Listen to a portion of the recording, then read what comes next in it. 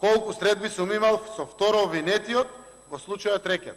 Јас кажав за последната средба, јас сум имал средба со човек со македонско потекло, не знам дали е државјанин на Македонија, зборува македонски, инвеститор, представник на компании во рудници, во Кривопаланечкиот крај, беше со неколку бизнисмени од државата, меѓу кои што беше и второ обвинетиот.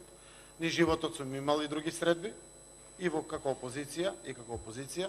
Тоа е човек кој што го знаеме сите од минатото, апсолутно, но секогаш средбите кои што сум ги имал се биле принципиални, законски и никако не врзани со ваквите случаеви за кои што тоа лице е осумничено.